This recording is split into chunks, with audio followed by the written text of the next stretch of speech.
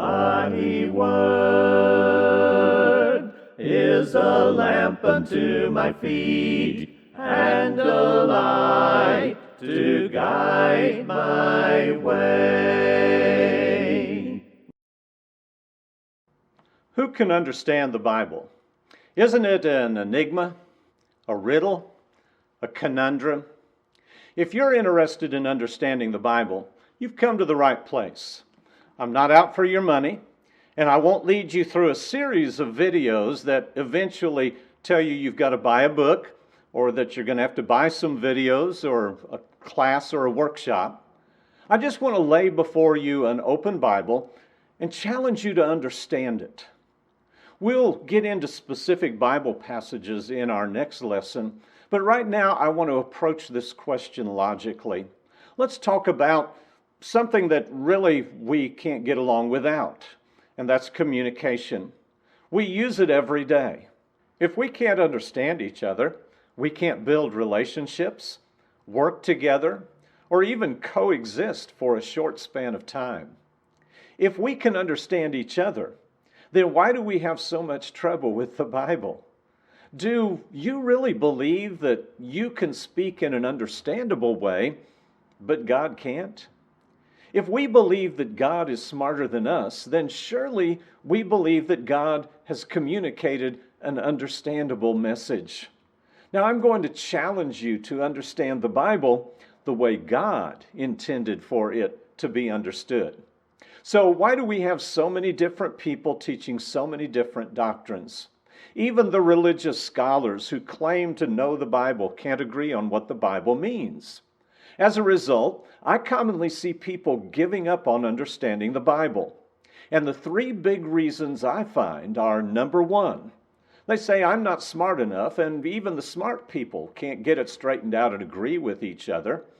Later, I find that most of these people were starting their study in the book of Revelation or in the book of Ezekiel. That's pretty much like trying to learn to play the piano by sitting down to one of Beethoven's sonatas. Number two, it takes a consistent, diligent effort on our part. If playing the piano were easy, we would all be playing the Appassionata. It takes work and a love for the final result. And then number three, it steps on our toes. If God isn't right about our errors, then why should we listen to Him? And so a lot of people don't listen to Him. However, if God is right about us, and He is going to judge us in the end, then we'd probably better listen to Him. Even many people who claim to follow God are going to reinterpret the Bible because it steps on their toes and tells them things they don't like. I'll talk a little bit about that in the fourth part of this introduction. Now, to some that may seem a little bit picky, but it does have consequences. Consequences far more serious than many people realize. I'll discuss that also in the fourth part of this introduction. And I'll show you where the Bible actually talks about it too. Now, if you can rise above these three difficulties, then you can understand the Bible. That's my conviction, but you may still be left a little bit hazy and doubtful about it, whether you can actually understand it. So let's just answer one simple question. To whom was the Bible first spoken and or written? God didn't address any theologians, no linguistic scholars or philosophers. The Bible was communicated to ordinary, everyday people like you and me. If you're trying to understand the Bible like a scholar, then might I submit to you that you're shutting down its message by overthinking it. So, here are your 5 greatest assets as a Bible student. Number 1, an honest heart. If you don't want to honestly know what God wants, then you're going to insert your own opinions and theories.